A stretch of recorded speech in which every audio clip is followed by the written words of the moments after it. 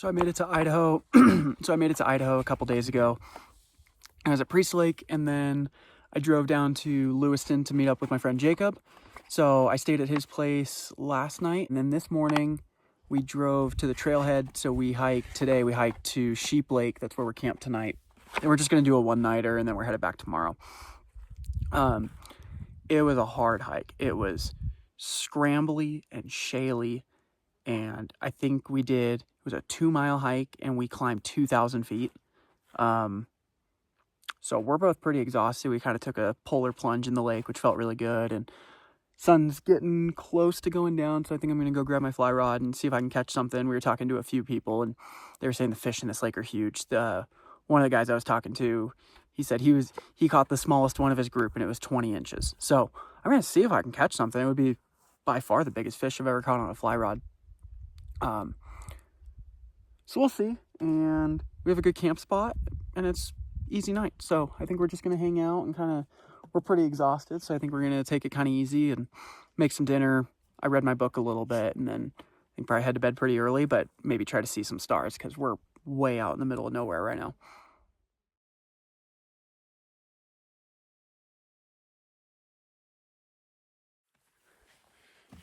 So we went fishing last night. We had the spin rod and the fly rod. We were just trying to locate the fish. You know, there were some surfaces out in the middle, and then over by our camp, there was nothing. So we kept walking around the lake, and we found the spot for it. There was, I think, probably 30 trout. They're surfacing nonstop. It was just a huge die-off of bugs sitting in the water, and they're monsters, just absolute toads. I think the smallest one I saw was probably 18 inches, and the biggest one was well over that. I'm really frustrated because I brought all my fishing gear, and the one thing that I forgot was my floatant for dry flies. So I can't fish with dry flies, and that's all they were eating. So I was trying to use a hopper, and it still gets wet, so I can't use it forever. But I'm gonna try, and I'm going back to this exact same spot that we saw them at. Hopefully they're still there, and hopefully they're more willing to bite out a streamer or bite out a popper or something like that. So we'll see. Wish me luck. But after last night, I'm a little bit frustrated on not bringing all that I need. And I wanted to record a little bit of us hiking yesterday, but this is not the trail for it. It was super steep on the way up, and then super steep on the way down into this basin for the lake, and really loose dirt, loose shale. So we were slipping all over, just trying not to slide off the mountain. And today, I think the climb up that mountain is going to be way harder than it was yesterday. And yesterday was really hard. I've rehabbed my knee for over a year now, and it feels really good on almost everything that I do. But it's always the first one that gets really tired. And it was exhausted after going down that hill yesterday, because we were just in really tiny, tense steps trying to support, I think my bag was 50 something pounds, and it was really hard. So my knee's still kind of sore today, so I'm not excited for the climb up, but I'm excited not to have to climb down that section again.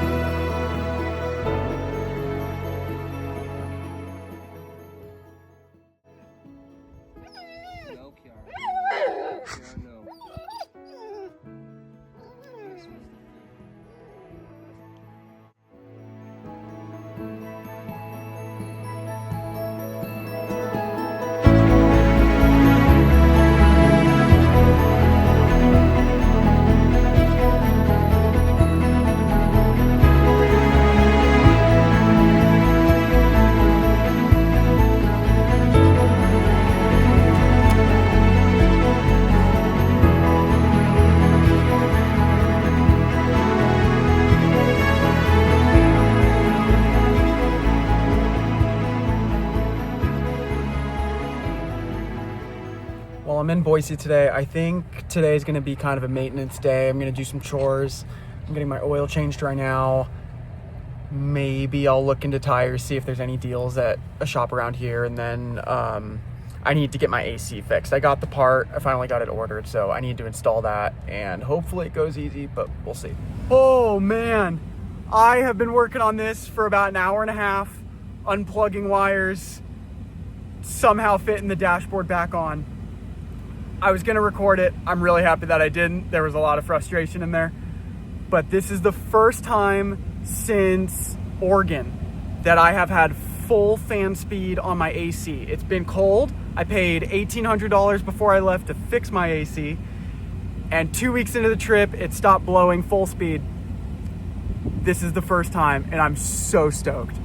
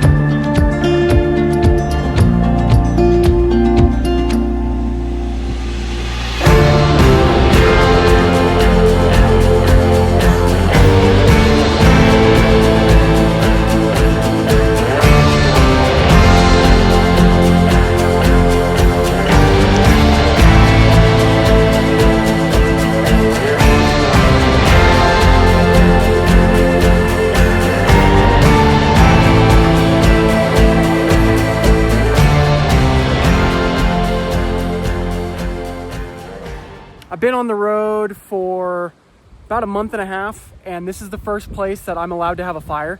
So it's one of my favorite things to do when I'm camping. So I'm super happy that I got to build one. So I went and caught a trout. It's gutted, it's in my fridge. I'll season it up. Once I got a nice bed of coals, I'm gonna cook it over the fire. And then I think weather forecast said that we were gonna have lightning storms tonight. It's looking like that's going to be true, so I wanted to do this before the wind came up so that I could build it, drown it, bury it, do everything that needs to be done so that it's safe if wind does pick up.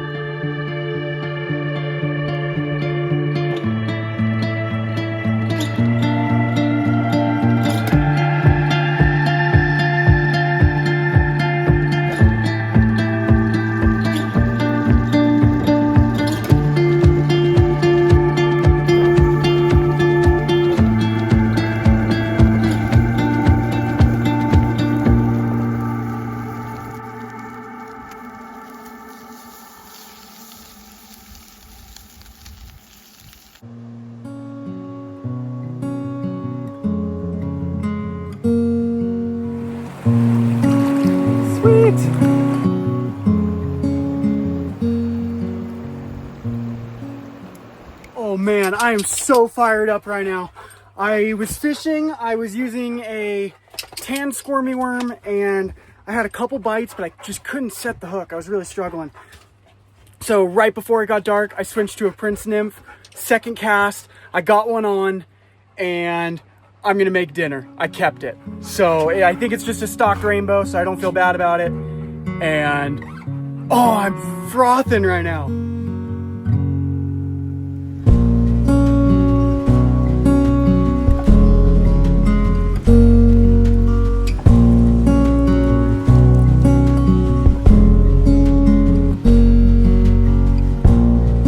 So I just left my camp spot on the Payette River, and right up the road was Bonneville Hot Springs. So I pulled over. I'm at the trailhead. I think it's like 0.6 miles, so it's pouring rain right now. So I'm hoping that it stopped. Actually, I think it would be kind of cool if it kept going. But I'm gonna put my running shoes on, and I'm just gonna do a trail run.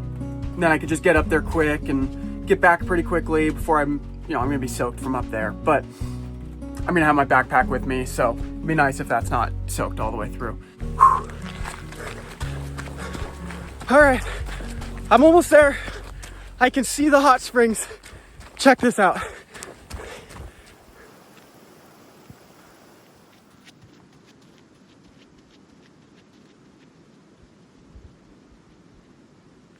This is so cool.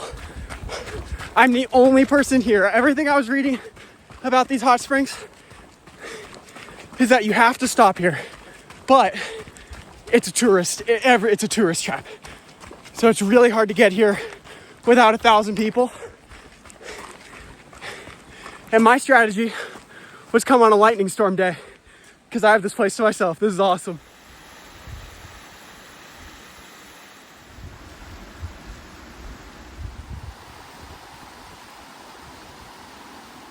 Well, I just finished up. I found a little pool like way in the back. I just kind of, this is the main hot spring. And then I walked for another, 150 yards and found another one that was like right by the river. So I was doing hot, cold, hot, cold, hot, cold.